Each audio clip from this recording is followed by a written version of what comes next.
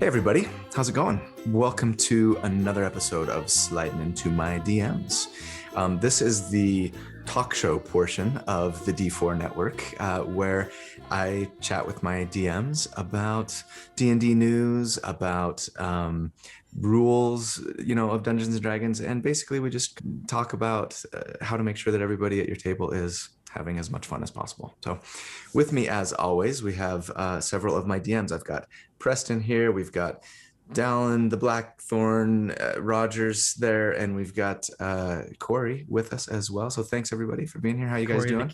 Corey the Chaos. Corey the Chaos. Well, I was going to be like, let's see, we've called him Mr. Rogers and we called him Blackthorn. It's that meme of like, why do you get two nicknames? All the Spider-Mans pointing at each other. Yeah, it's perfect.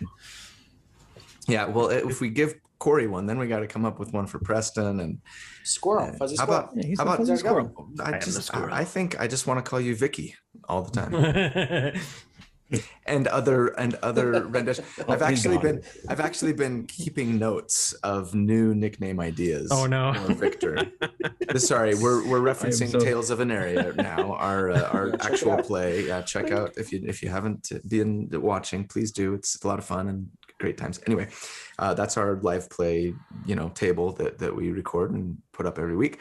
And Preston has a character there named Victor, and my character calls him Vicky all the time, and he gets mad. And anyway, I'm keeping a list now of other new nicknames that I'll kind of trickle out once in a while. Just try them out. There was one that you pulled out in our latest episodes, and it was Victoria. Mm-hmm. Yeah.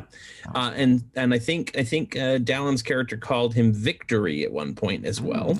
I like that, but it's not demeaning at all. So if you have suggestions of what Victor can call Sarah, there are PG-13 names, then go ahead.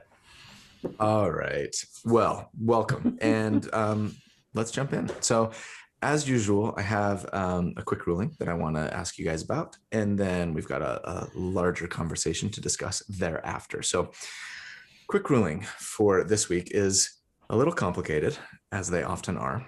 I mean, if they weren't complicated, I wouldn't need somebody to tell me how to interpret something, right? I just figure it out. But anyway, so I want to talk about biting. And in particular, necromancy, I see. not quite. Romance. Oh, okay, Yeah. You and Scott are the worst at the puns. Get the hook. And the best. No, just the worst. There's no such thing as the best at puns. I love it. It only goes from 0 to -10. There's no positive on the scale.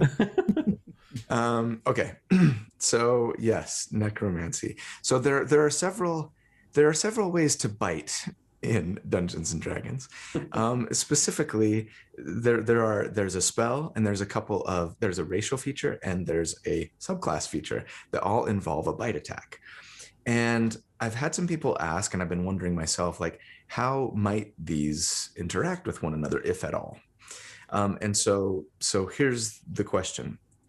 More specifically, how, if at all, do the following interact with one another? Do they stack? Do they not interact in any way? So the Beast Barbarians bite attack, the Alter Self spell, and the Vampiric Bite that the new, as per Van Richten's Guide to Ravenloft race, the Dhampir, they get a vampiric bite as well. So how do these three things interact? And just so that we're all on the same page, let me read them very quickly and get your guys' opinion. As always, asking for your interpretation of rules as written, and also how you would rule them at your table. So starting with the Beast Barbarian, their bite attack, we're told this: when you enter your rage, you can transform, revealing the bestial power within you. Until the rage ends, you manifest a natural weapon. It counts as a simple melee weapon for you, and you add your strength modifier to the attack and damage rolls when you attack with it as normal. You choose the weapon's form each time you rage, and one of those forms can be bite. And it says your mouth transforms into a bestial muzzle or great mandibles. It deals 1d8 piercing damage on a hit. Once on each of your turns when you damage a creature with this bite, you regain a number of hit points equal to your proficiency bonus, provided you have less than half your hit points when you hit. Okay, so Now I'm going to go with the Dampier. So they get a vampiric bite, right? And we're told this: your fanged bite is a natural weapon, which counts as a simple melee weapon in which you are proficient. You add your constitution modifier instead of your strength modifier to the attack and damage rolls when you attack with this bite. It deals 1d4 piercing damage on a hit. While you are missing half or more of your hit points, you have advantage on attack rolls you make with this bite. When you attack with this bite and hit a creature that isn't a construct or undead, you can empower yourself in one of the following ways, and you get these cool empower things that I'm not going to get into. But, obviously it's going to come up, but I just don't want to take the time to read them. Then finally, we have the spell, the Alter Self spell. And we're told this: you assume a different form. You cast it on yourself. It requires concentration. Okay. When you cast the spell, choose one of the following options, the effects of which last for the duration of the spell. While the spell lasts, you can end one option as an action, blah, blah, blah.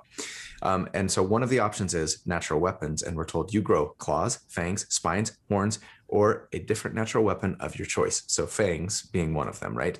Your unarmed strikes deal 1d4 bludgeoning, piercing, or slashing damage as appropriate to the natural weapon you choose, and you're proficient with your unarmed strikes. Finally, the natural weapon is magic, and you have a +1 bonus to the attack and damage rolls you make using it.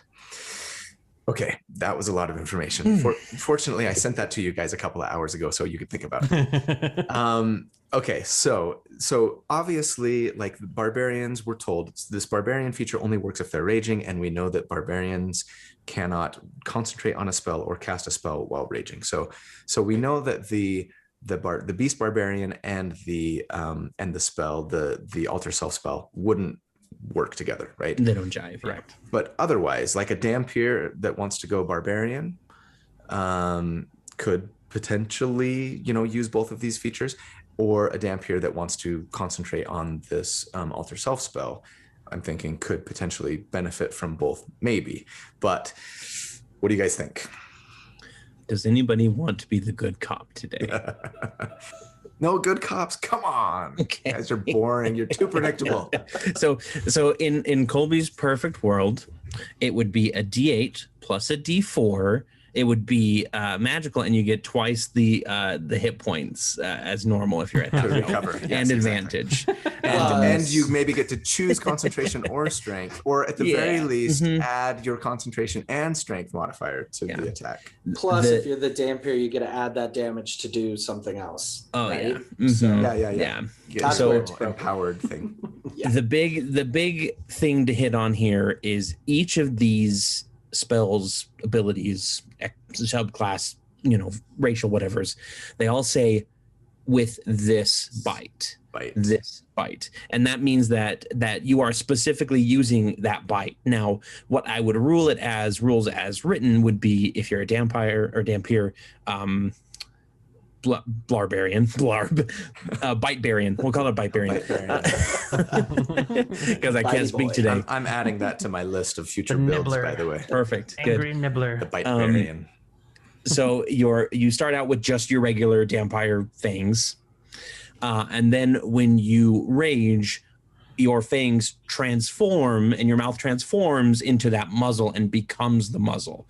And it basically, the whole transform removes the former weapon and brings out the new weapon. It's the same with shape-shifting, right? Mm-hmm. Your other, because this is a natural weapon, it's a little bit different, but it basically subsumes the weapons inside the shapeshifted form, and you become the shapeshifted creature with those abilities. So rules as written, I definitely would say you only get one bite or the other. My table, yeah, you have them both. That's fine. That's really cool. You just grow like extra things. I think that's awesome. Sure. But rules as written, you're not going to be able to conceivably sit down at a table, and eventually table or a regular table, and know that this is going to work the way you want it to. Right. Especially if charisma's your dump stat. Yeah. Especially if charisma's your dump stat. Player dump stat, not character dump stat. Yeah, I agree with Corey. I think he's got that like spot on.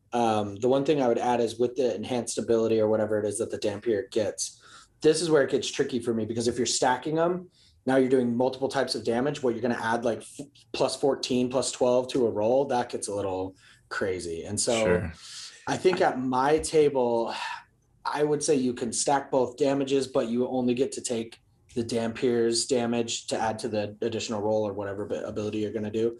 But rules is written. Corey's right. That's how it works. So I should clarify. I didn't mean that you could add Just both do damage dice everything. together and the Constitution. I meant like you pick the highest damage dice, the better ability score, and then if there's anything extra, like the Dampier gets extra hit points or the extra ability, that can just be rolled into the barbarian. Sure. The bite Yeah, I like that. I like it's a little bit of a compromise, you know. It's like, okay, fine. You know, you kind of obviously like trying to build this character with this thing in mind.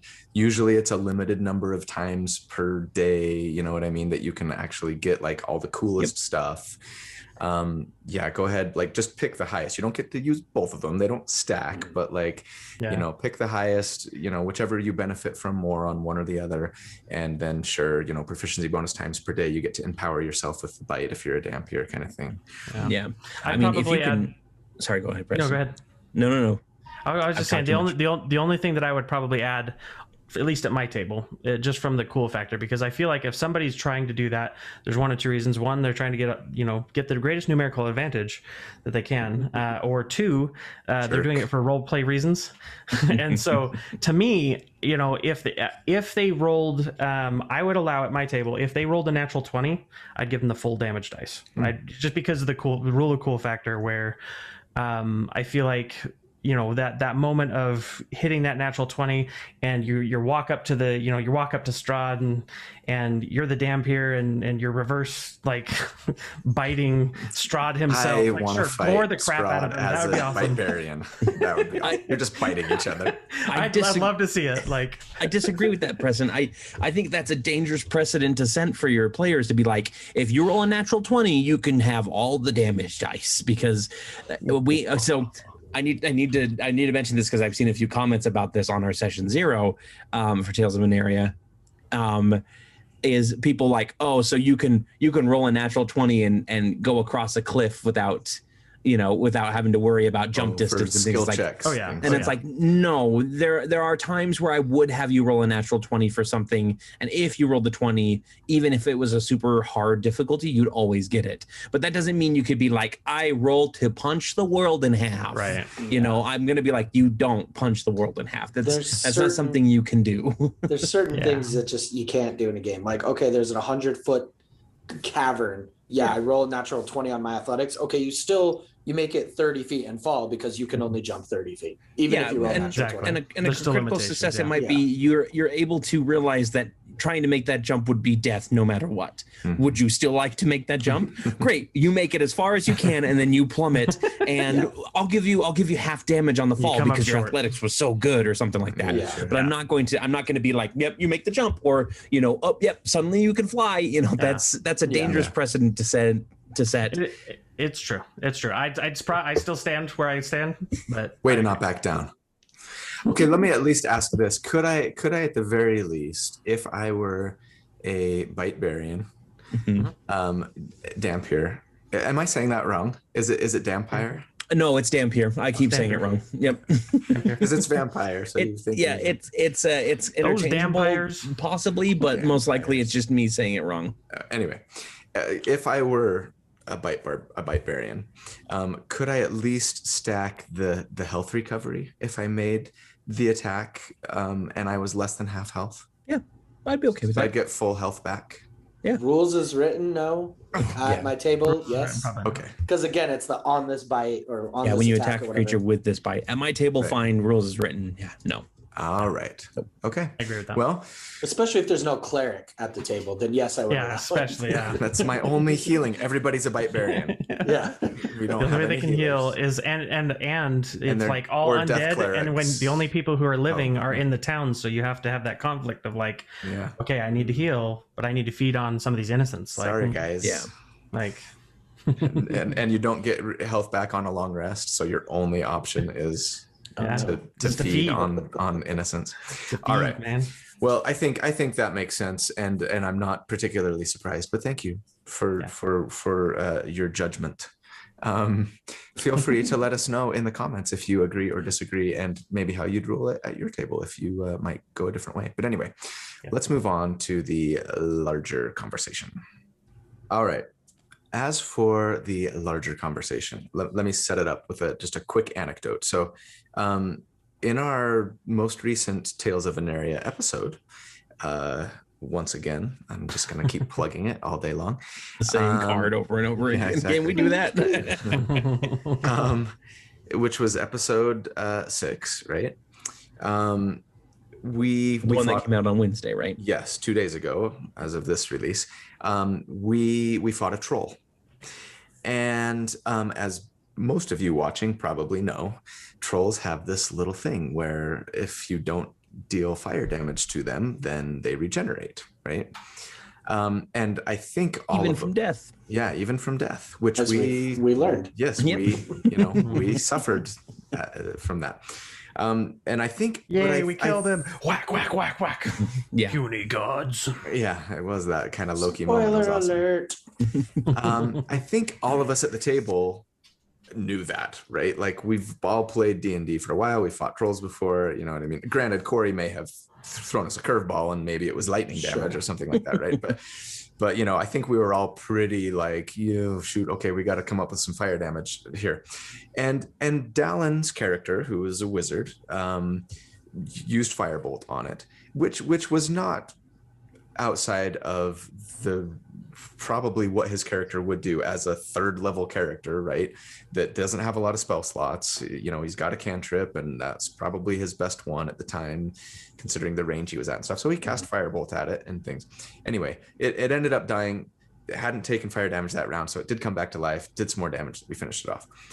And I've just kind of been thinking about it ever since, about like, okay, like metagaming, right? Yeah. How, at what point do we get upset when metagaming is going on at the table, when player knowledge creeps into like character knowledge, right? Yeah. When it maybe shouldn't necessarily. And so I've just been thinking about it a lot, and I kind of wanted to have this conversation, a larger conversation about metagaming. But there's a lot of aspects to metagaming that I think we could potentially talk about here. And For sure. as always, I'm a little nervous about going long, and we're just going to go long anyway, I suppose. But so I have a number of questions that I want to talk with you guys about it. So and I'd like to maybe sort of take them kind of one at a time, so we don't get ahead of ourselves. Sure. So first of all, I want to define it. What is metagaming, and how might we see it at the table? No judgment right now, just definition, right? So what are some ways that metagaming happens at the table, just so we're all sort of on the same page here? I've talked about one, right? Player knowledge, something that you know about maybe a creature or a spell or whatever that your player may or may not necessarily know, but sort of using that player knowledge to your advantage, right? That's one way. But there's other ways. I don't know. You guys hit me up with some that I'm not talking about. Okay. Yeah. So I think you hit on the biggest one, which is your player knowledge creeping into your character knowledge. But I think the other one is your player knowledge keep creeping into maybe another character's knowledge, because you know that, oh, they have blind fighting and they're not using the right thing right here. That should be, whatever. And that's one of them. I What have else? one as well. Yep. When you allow your player knowledge of a situation happening elsewhere that your character is at, Not privy to come in and be like, hey, this is going on over here where we are, you should do this, kind of thing. Right. Plenty of situations where somebody's like, oh, you definitely should this, and it's like your character's not there to give that advice. Yeah. Kind of thing. Yeah, your character was not present when this conversation took place, so you should have your character should have no opinion on this. Right. Or if there's two things happening simultaneously in different areas and they're kind of affecting each other, knowing, like, having that player knowledge of, I know what's going on because we just described what's going on beyond this barricade, beyond this wall, beyond this, on the other side of this door. But my character doesn't know, but I'm still going to rush in like I know something's wrong. Right. Yeah. Instinctually, yeah. Yeah, absolutely. And that happens plenty. Okay, here's a question. Can DMs metagame? Can your dungeon master be guilty of metagaming? No. Yeah. I don't. The DM is all knowing and all powerful, and so are all their NPCs. Yes, but not to the degree that the players can, because the DM has to guide the story in a specific way, and if that means that he knows, like the character knows something that they shouldn't, they're gonna have to. They either have to do that and then justify it later, which you can justify anything, by the way. Let's be honest here. Magic. But yeah, but it's one of those things where it's like, where if the DM is metagaming, it's usually in favor of the story, and if they're not metagaming in favor of the story, they're not being a good DM. Okay. Yeah, and where do you draw that line? I guess for me, saying what's metagaming as a DM and what's what would you call that? Strategizing against your players. You're optimizing as a DM against every players. homebrew monster has true sight, for example. Right. Exactly. Or tremor sense or whatever. Yeah, or tremor sense. Dallin, you were gonna say something? No. Nope. No. Okay. Well, let me maybe get more specific then. As DMs, if I'm a barbarian and I'm recklessly attacking, do your monsters know that they have advantage when they attack me? Or, if I cast Armor of Agathis on myself and they're going to take damage if they hit me, do they know that they're going to take damage if they hit me and therefore avoid attacking me? Or if I hit a monster with Booming Blade, right, and that means that if they move, they're going to take extra damage. Do they know, and therefore they're not going to move because I've got Booming Blade on me. Like I don't want to move and take extra damage. Like I think what I'm kind of getting at here is sort of like this tactical, like, do you as a DM have your enemies take advantage of sort of these things that maybe they wouldn't know, but you as a DM know, right? Yeah, I think it depends on the circumstance, because for instance, if you cast Booming Blade on a level 20 wizard, he's going to be like, "Oh, I know what that spell is." Like counter spell. Or if you put on Armor of Agathis and there's a warlock in the enemy party or some spellcaster, they can easily go like, "Okay, well, I can scrutinize this arcane magic and see what it does." And I would give that same thing to my players. Arcana checks, history checks, nature checks, religion checks, all of that. Normally it's like a bonus action or something. I usually do it as free action. Okay. Just like you get one free check if you want to like research something about what's going on. And I'll even say in the descriptions like, "Oh yeah, it braces or it hits against some invisible armor," and then you guys know, "Oh, he's got mage armor on," kind of thing. And that's just something that your players will know. I think in the order that you said it in, reckless attack, yes, because your barbarian is specifically attacking recklessly and opening themselves up. Okay. The enemy is going to know like, "Oh yeah, he just tried to hit me really hard, but he's also opened up his flank. I'm going to be able to take advantage of that." They're swinging with their shard blade wide like this, and their belly's open to a stab. Man, but spoiler alert for the my water bottle game is on point today. Look at that dark again light with the I mean, mine's always the same color. Colby actually has a cabinet in his closet. And so he's like, "All right, which water bottle today?" Just hanging next to the shirt in the closet actually is the water bottle on a little keychain. Right. But as an example for a situation that, and this is actually a tiny little sneak peek at next episode, we in combat, surprise, the party is fighting against a person, and Bolt, the artificer, the armorer, hits them with the Thunder Gauntlet, right? Which imposes disadvantage when they attack other people other than him. The bandit captain doesn't know that that's occurring, and tries to attack another person and gets disadvantage on their rolls, and then the magic effect happens that causes that disadvantage, and that figure realizes what's going on and switches focuses at that point. And it really depends on the intelligence of the monster, like how prepared they are to fight your party, that sort of thing. Because if it's just some random wolf, they're not going to know what the hell an Armor of Agathis is. But if it's a bounty hunter, they're going to do their research. They're going to be like, "I'm following, I'm looking, what do they do? What are their fight tactics?" Something like that. So what I'm hearing, correct me if I'm wrong, is that yes, it's possible for DMs to metagame, but maybe only when we're talking about these tactical things. And it doesn't mean that every time they maybe make a tactical decision that is beneficial to the creature, that it means the DM's metagaming. It's like, and if you, and I think it comes back to our mantra is, if you feel like that's becoming a problem for you, then you probably should just say, hey, like, I know there's a lot of stuff going on, and I know this was probably just like stream of thought. You just said this thing, but I don't know if that they would see it that way. I don't understand how they would necessarily know this. So if you want to get back to me and like help me understand as a player, don't. I wouldn't take it as malicious. I don't. Again, we're very fortunate with the DMs that we have at our tables. I don't think anyone has nefarious intent, and I think that's where, to me, because and again, I don't think metagaming is nefarious in a sense, but it's one of those ones where if I, as a DM, going back to the example earlier of there's a private conversation going on, if I have as a DM say, hey, here's this information from this person that you hold dear, or they're part of your backstory or something, I don't want someone else barging in and ruining that moment that maybe it's a seed for something for that person to decide if they want to act on 6 episodes later, but it's that character's choice. So. Sure.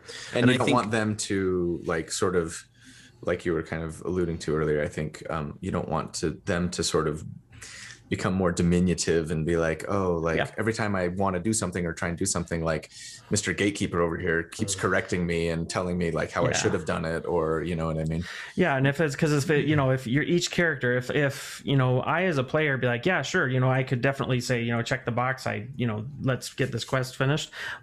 But if my character, I don't feel like would do that like immediately, or maybe they're still trying to discern how they feel about it or whatever, you don't want to steal that opportunity for like character growth from that person. Right. Yeah. I think it's also possible for DMs to metagame lore and story-wise too. Yeah. Just so we can cover that here, because it's entirely possible that every person you meet, it knows exactly who you are and what kind of bandit, what you're wanted for. It's like, no, that doesn't happen. Sure. That doesn't happen. Like you're not, unless you are so notorious that everybody in the world knows who you are and you're famous in that regard. Like not everybody you meet is going to know all of your backstory secrets. Yeah. And as a DM, you have to really balance that in order to make sure that you're not just making sure that all of your characters are omnipotent. Because that's boring for your party. I think it's part of your encounter building that maybe some DMs skip out on or don't think about until too late, is you need to not only who's the group, what is the group fighting, what are the challenge ratings, balancing that, but then on top of that, okay, what does this character know? What do they have in their past? What does this bad guy have in their past that they might know? Oh, I've seen Armor of Agathis, or I've seen Booming Blade, so I know how to sidestep that or whatever. Right. You kind of have to think about that ahead of time, so that you're not at the table and then you get hit with Booming Blade and you're like, what should I do here? I don't know. Yeah. So if you think about that, it can be a little more fair, because you're like, well, because of their work as a mercenary, they've actually hunted down lots of warlocks and wizards, so they know. They know these things. Just be careful not to like target specific players frequently. Like if you do that, don't do it frequent enough to it's like, oh, the bear totem barbarian's getting hit with psychic damage every freaking turn. And Yeah. I think if you don't prepare for that, and you do run into an encounter where a player uses an ability and you're not sure which way to go with it, go with the player's side. Sure. Yep. If the player uses Booming Blade and you don't move, that's boring. That's boring for the combat. That's boring for the player. They feel like they wasted Booming Blade, a whole spell slot. But if they use Booming Blade, a whole turn's worth of, whatever. At me in the comments, I don't care. No, not everybody's perfect all the time. Yeah. I always edit out any mistakes that we make. So you leave it in. You leave this mistake in. Or if you put out, or if you're putting out traps, right? You spend 6 turns putting out a trap, and then nobody trips over the trap. It's like that's boring. That's incredibly boring. There's an old like film rule. Like if you show a gun in a movie, you have to shoot the gun, right? It's a Chekhov's gun. If you load, if you throw traps out, you got to trigger the trap. Or if you get sheathed in Booming Blade, okay, you got to trigger the Booming Blade. It's just or at the very least, I would say like okay, I've got Armor of Agathis on. Creature hits me and is like, ow, like that hurt. At least let it happen once, and maybe after that they're like, if they're intelligent, maybe kind of like you were talking about Corey earlier, like I didn't like that, I'm gonna attack somebody else, you know what I mean? Or I got booming blade on me, like, well, I don't like this guy, or there's a weaker opponent over there that I really want to get to, or kill the healer, right? Everybody knows, kill the healer. The healer's over there. I'm going that way, even if it means I might take an opportunity attack or whatever, and like boom, take damage from it, and like holy crap, like okay, I'm not going to do that again. You know what I mean? Yeah. But like next time this guy does something to me, I'm going to make sure that I maybe stay put. But it's also not fun to have enemies that after the first time it doesn't work again. Like darkness is a really good example here, because what would you do if you were trapped in magical darkness? You would try to find your way out, even if you know that there's somebody in there. You'd be like swinging wildly as you backed up, and you disengage and you take the dash action to get out of there, and then you just get trapped right back in it again, and that would be incredibly boring. So it's much better for the enemy to be like, screw it, I'm taking a chance, I'm trying to hit this person even with disadvantage, and then you get that lucky hit off in there, and then they get that moment of, oh crap, I still got hit in this. That's a little scary kind of thing. Sure. Okay, let me ask this then. Let's get at this a little bit more, because we've talked about it a little bit, but why is metagaming so bad? Is it so bad? And if so, why? And then after we'll talk about how to avoid it, but I don't want to get into that right now. So I think, is it bad, and why? I think it's all about authenticity. It depends on your game, obviously, but if you're trying to play a game that has an authentic feel, and you're trying to be realistic in your story and in the way that the story unfolds, then that hurts the authenticity. It hurts like the truth of the game, right? Yeah. It's like, I know that the troll is going to take, not regenerate on fire damage. But does my character know that? I don't know. And probably not at low levels. So maybe I won't do it this time or whatever. I have to learn that some way. Yeah. So I think it's just, it hurts the authenticity of a game. And there are certain monsters in D&D that specifically have those gotcha moments, right? Like the mimic, like the cloaker, like the roper, all of these different ones, like the cockatrice or the basilisk or a troll. They all have these little things that you're like, you see this monster once and it petrifies one of your party members, and it's this huge thing. The next time you see a cockatrice, you're immediately like, okay, I need to justify why my character is not looking at this cockatrice. Right. And I got to think, and I think that's when metagaming is bad, because you want to experience each story as if you were the character in that story. Now, if your character has a good reason to know what a cockatrice is, go for it. For example, I think the best way to kind of determine this in your own head would be, Colby, does your entire family know how to take care of a zombie? No. Does your entire family know what a vampire's weaknesses is? No. But like, if you were to ask your wife, would she be able to tell you what to do? Like, you see a vampire, like, how do you stop him? Like, what are a vampire's weaknesses? And she could probably tell you, oh, they don't like sunlight. Oh, the stake to the heart. All those different things. They've seen Hotel Garlic. Transylvania, right? Your kids have seen Hotel Transylvania. They know the different things that are bad for vampires, or at least kind of whatever. Anyway, right. But at the same time, you ask them like, oh, well, how do you defeat a troll? And they're going to be like, what? I don't know. Don't go under his bridge. They're not going to know. And I think I think you have to take that and kind of bump it up a single notch for a fantasy world, right? Because there's going to be people, like any good Magic Academy is going to be like, hey, here's a fire spell, and this is really good against those nasty trolls because fire kills trolls. A proper wizard has taken the defense against the dark arts class. Exactly. And they should know these things. And your bounty hunter is going to know how to take care of that stuff. Your standard fighter, by the time they're level 1, they've had enough training, and they've had a veteran that's been telling them like, oh man, if you ever see chicken with lizard-like legs, close your eyes immediately. They are nasty business. They will petrify half of your party before you're even able to do anything about it. And I think being an adventurer, getting that level 1 adventure, comes with a few of those, but you need to balance that in your own head about what your character might know. Right. And no, I really like the way this conversation is going, because I agree. Like, I think the question ultimately boils down to, are we playing a tactics game, or are we playing a role-playing game, right? Are we coming together as friends trying to tell a really cool story, or are we lining up on a grid and trying to win a fight? You know what I mean? And it can be both, definitely, but I think if you go too much in the way of it's a tactics game, then you definitely lose a lot of the fun and flavor and story that can lead to some genuine cool moments, like a troll coming back and surprising the entire party and giving somebody the Hulk to Loki treatment, you know what I mean? Before we actually end up putting it down. And earlier in that fight, when he got hit with that firebolt, that troll even shouted, fire not fair. You guys, I described that his wounds were closing a bit slower with the fire because I wanted to convey that idea and make sure that everybody had it in their head on like, hey, your players notice this. This is something easily noticeable, even in the heat of combat.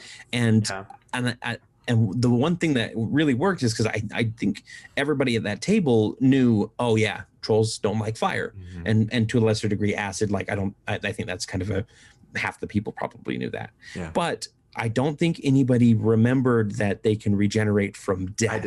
I didn't. And that was the key moment. Like it was one of those things where I was like, I waited for somebody to say, I go over and I torch the troll because that's the only way to make sure they're gone. Yeah. And nobody said it. And somebody's like, I'm going to drag them off the road. And I'm like, okay, all right then. Yeah. Like I waited about 6 seconds and then that troll came right back up. And speaking of things that we don't know, or that I don't know anyway, when you were giving the list a couple of minutes ago about like, oh yeah, all these monsters have these cool gotcha moments. I'm like, I don't know what most of the gotcha moments. Benefit of not being a DM, right? So I don't peruse the monster manual very often, and so if I haven't fought it as a player in a game, and a lot of those monsters I've never fought, I'm like, I don't know what they do, and of course instantly my first thought is I got to go through the monster manual, and then I'm like, no, don't. See, that was my big mistake as a first time player, as I was trying to just get all this knowledge, and I love the monsters, and like I think that's one of the coolest things. So I went through the monster manual like crazy. I spent so much time in there, and then I was like, oh crap, like now I know things I probably shouldn't know. But at the same time, it was a lot of fun to learn all that stuff. Sure. And I mean, a lot of the gotcha moments are usually just they're good at hiding.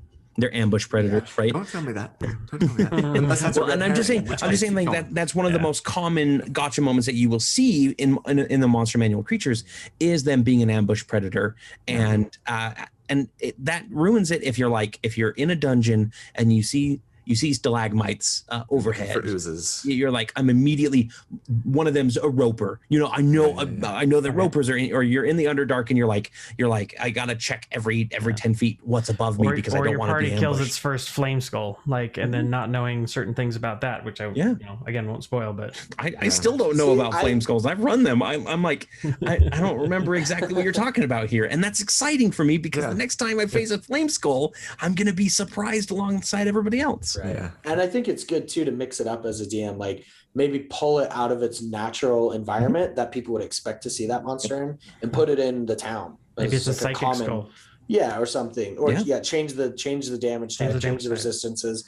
To keep it fresh, because if you have experienced players at your table or players who've played, more than 12 sessions or whatever, they might know this kind of thing. Your mimic doesn't always have to be a treasure chest. Sometimes it's a broken down box. Well, mimics, and you have to be a smarter mimic in these days. You don't have to work harder. You just have to know how to network and how to hide properly. Because so the original going a little behind the scenes here, the original mimic wasn't going to be just a treasure chest in a room.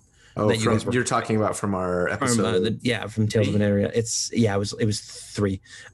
It wasn't going to be just a treasure chest. I was going to put it in a room with a broken down cart, and there were dead bodies around it and everything. And you guys would investigate and find it buried beneath something and think, "Ooh, free treasure!" And then you would try to grab it, and it would attack, right? Because that would be something in my mind that a mimic would do. Would be like, I'm not getting as many adventurers. Sneaky.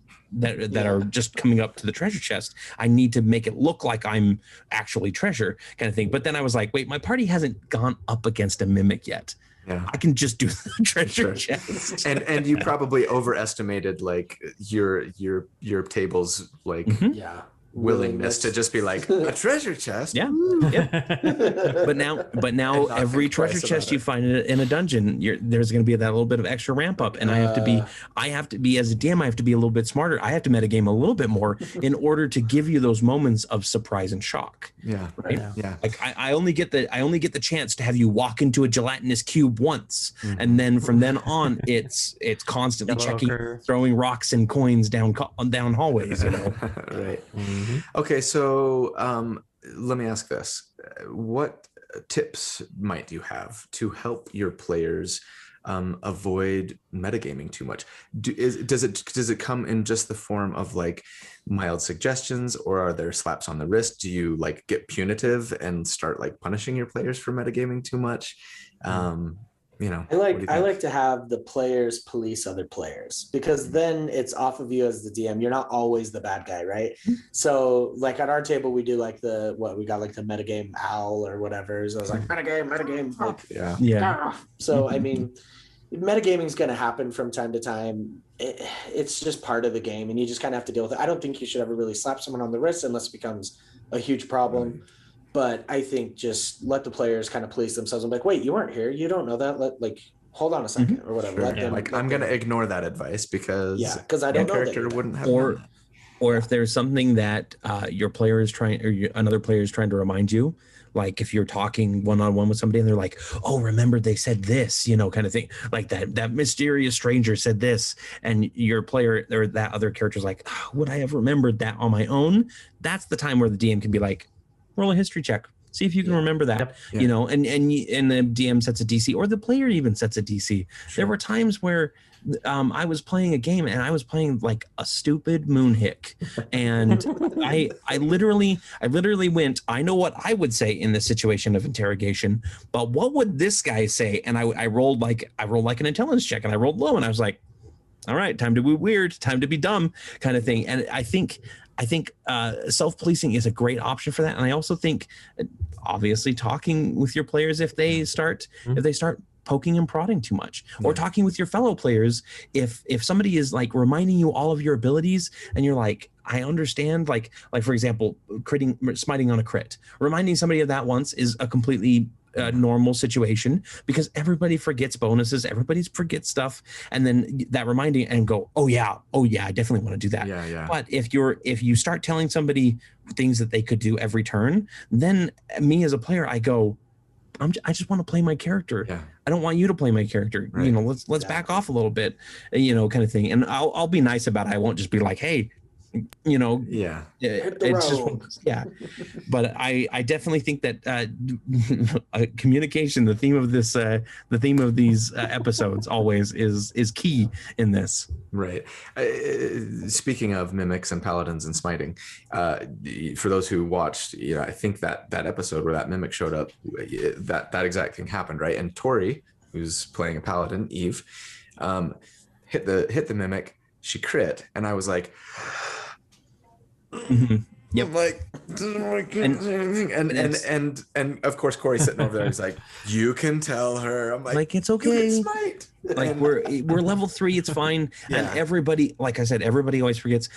I was talking to Scott after episode 1 of the game, and I'm like, episode 2, after you guys hit level 2. So I'm like, what did you pick for your infusions, by the way? And he goes, I forgot that I had infusions. I got to go pick those, you know, kind of thing. So it's really easy for players to forget, even even only being one character, you still forget a lot of stuff that you can do week to week. And reminding somebody what they can do is fine. Constantly telling somebody what to do on their turn at that point, it's just play a solo game. Any other tips that you guys might have for helping curb metagaming? No tips, but I do feel like I have to justify my fire bolting a troll, because I swear you said it was an ogre. And so that was just the spell I was doing. And then when you mentioned the fire stuff, I was like, oh, I don't know. Hey. Does Ezra know this? I don't know. And so I kind of backed off. And of course, my character, you know, hearing the troll, I waited until the troll was like, fire, bad, whatever, you know, and I'm like, Ezra, more fire, more fire. And that's when it dawned on me. Oh crap! This is a troll. Yeah. I just metagamed. But accidentally, I hey, think.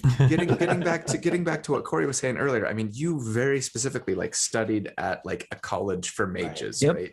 Like, come on, like surely, unless you had the worst defense against the dark arts teacher ever, which it was the like, year where you would know that, right?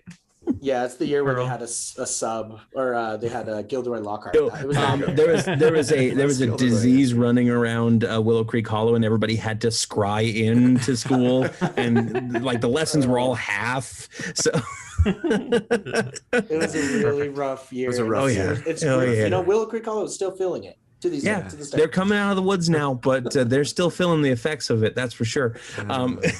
No, I think if you're an intelligent character, that's another piece of advice: is do your research. Just say, my character, we have some downtime. I want to research like the different creatures that we might find around the area that we're going to, and then the DM can be like, okay, roll me an Arcana check, roll me a knowledge check. Go to the library. You're at the library, and then it's like, okay, you find information on this type of creature, this type of creature, this type of creature, and here's a couple like interesting things, like here's a resistance that they have, here's an immunity that they have, you know, kind of thing. Because there's times where you guys will cast a spell, and I'm like, sorry, they're immune to sleep, or sorry, they have tremor sense, and you didn't know that, you know, kind of thing. And again, that sucks when that happens. And it kind of strikes me that kind of getting back to something that you were saying earlier, I think, Corey, like too much metagaming. One kind of pitfall or sort of bad thing about it, I suppose, you know, if you do it too much, it can potentially take away from someone else's character and like a strength that the character has, or maybe something that they've worked hard to kind of work into their backstory, or maybe they're a ranger and they have like a favored enemy, and it's like they know this because they're like, oh no, this, like, here's a chance for me to be cool because I'm a ranger and like this is my favorite enemy. And if you're just like, oh, I know this too because I read the monster manual, it's like well, and if you're playing at a table, especially if you're playing like a one-shot table or like an adventure league or other things, you don't know what everyone's experience level is, and you know, you don't want to ruin that kind of the aha moment of something happening. And then, I mean, even kind of talking again, relating to the whole thing of just metagaming and how what comfort level your table's at. You know, like we have ours where we have our metagame pigeons and what have you. If you want to run your game and say it's like more video game-esque, that you guys are in this simulation and each of you has a hit point bar above you, and so every time someone asks, hey, how many hit points are you at? Oh, I'm at 10.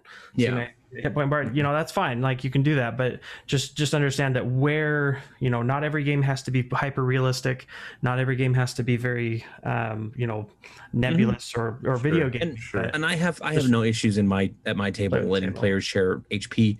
I have no issues with being like, I think we had a conversation recently where you asked if somebody would have described something on a stone pillar to your blind character, and I'm like, just assume that everybody does, because it's A, it's easier that way, and B, we don't have to have that conversation every time on repeat. And it's just it's one of those things where it's like you have, like, let's break a little immersion just so that we can have a smoother game for and quality of life, flow, et cetera, et cetera.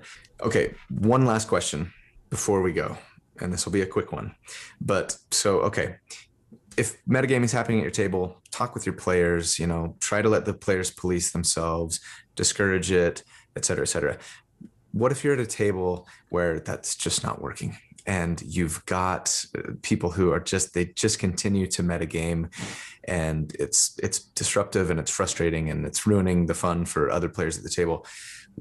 Give me one like punitive consequence that you might consider taking as a DM or a player? As a DM to deal out. Don't punish your other players to your players for metagaming, with warning, obviously. It'd be like, look guys, like it's getting too much, like from now on, if it's egregious, like this is going to be a consequence.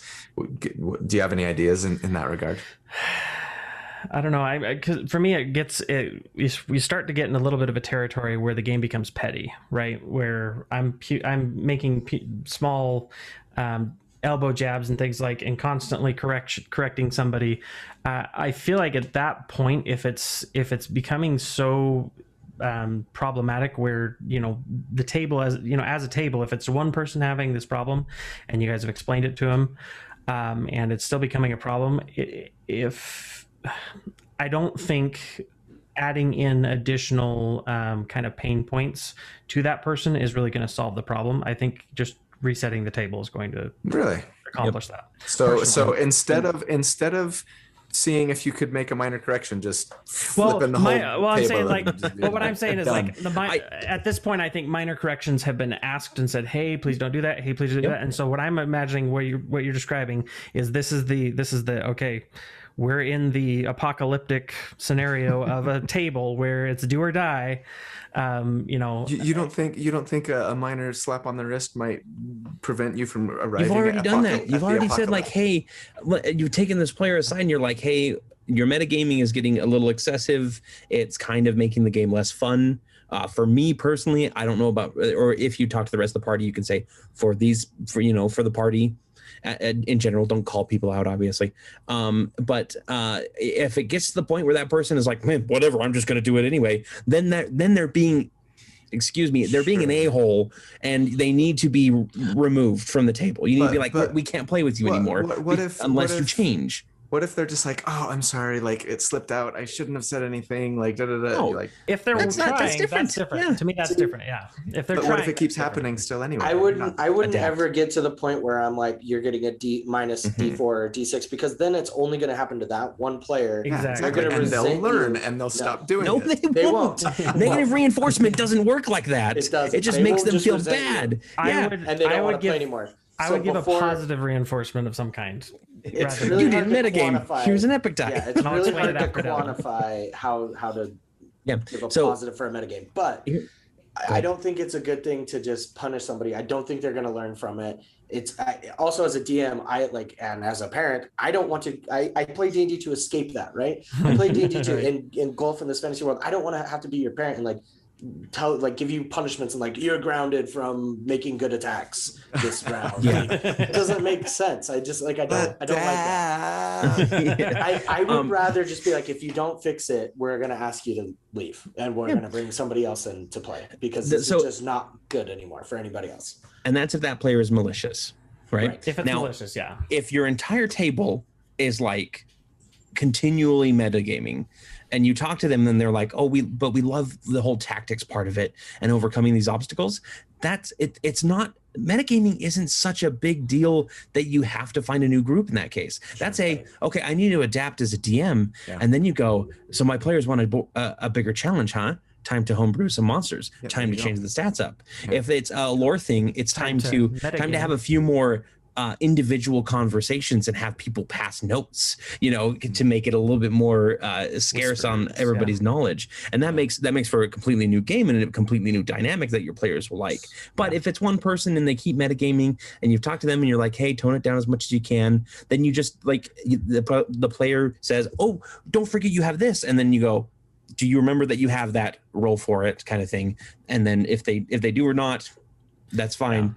Yeah. That's probably the harshest punishment that I would give, but I would never think that metagaming is such a bad issue at a table that I wouldn't just adapt to it and be like, fine, let's play a tactics game instead. Right. And you're going to face off against monsters that I create that you don't know what's going to happen. If you're going to metagame, I'm going to metagame. Exactly. Yeah. Unless everyone else at the table is having a bad time too. Sure. And in that case, it's the player, not the table, right? So it's that balance of knowing, is it me as a DM needing to adjust, or is it just this one specific person? Yeah, well, I think what you were saying, Dallin, about the positive reinforcement versus negative reinforcement as well, as like, I would do positive reinforcement in the sense that if that player that I know really like, they love this game so much and they just can't shut up whenever it's someone else's turn, if they do it and they don't like, without me prompting them, I'm going to give them some kind of a reward to be like, hey, awesome, like, thank you. That you've resolved a problem here, and whether that's a luck dice, whether that's inspiration. Hey, inspiration at either at the end of the game or at this for hey, thank you for not metagaming this game. Sure. Honestly, if I see marked improvement from that person, I'm going to be more inclined to come to them and be like, hey, let's do a story beat and get you a really cool weapon. I don't want to call them out in front of everybody, because then it makes them feel like, oh, I was doing something bad before, but I will pull them aside and I'll be like, hey, you've been making, like, I'm really happy that like we were able to talk about this and that's toned down a lot. What can I do to kind of kind of help you along and make you have more fun now, you know. And then the player could be like, oh, it'd be really cool if I could multi-class into this, even though I don't have the intelligence for it, or if I could be custom lineage and have racial feats or something like that, you know, or a free feat. Well, why not? Sure, because you've been good. Like I'm willing to reward that kind of stuff.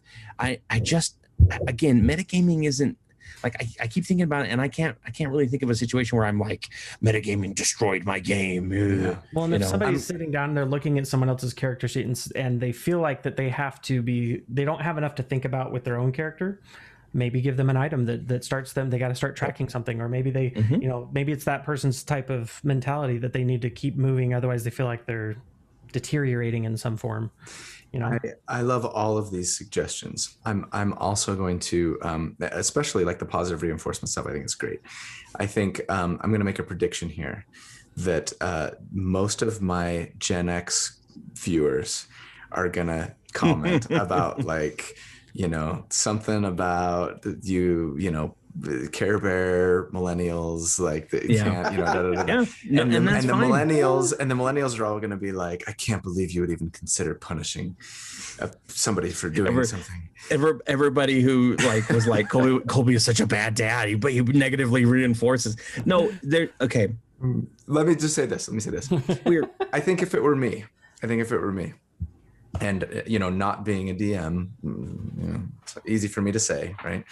I think if talking wasn't working, and as long as I had a good rapport with my players and we were friends and things are cool, you know what I mean? And there wasn't like some sort of animosity, bad blood, bad vibe going, I think I would definitely be like, all right, dude, like, I'm telling you, next time you metagame, I'm giving you disadvantage on your next attack. Just warning you, you know, kind of say it with a smirk and say it with a smile and just be like, because like I'm sick of talking to you about this and like it's not working.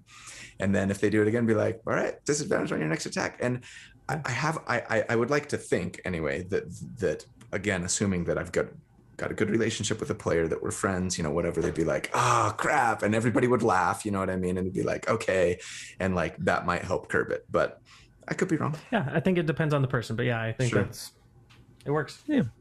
But that's the thing, is you need to know your table and you need to know what works for them, right? If you have a table of Care Bear millennials, as you say, then you need to know that you need to react to situations in the way that will most positively affect the group, right? You're not going to, like, if you sit down with a table of people and they all are just like super happy friend fun time, and you come down there and you're like, you guys are facing 3 Tarrasques and nobody can talk to each other for this in combat, they're all going to go, no, we're just going to leave. Like, let's go to Denny's instead and play our own game. Like, and you have to balance that. Yeah, not a sponsor. Not a sponsor.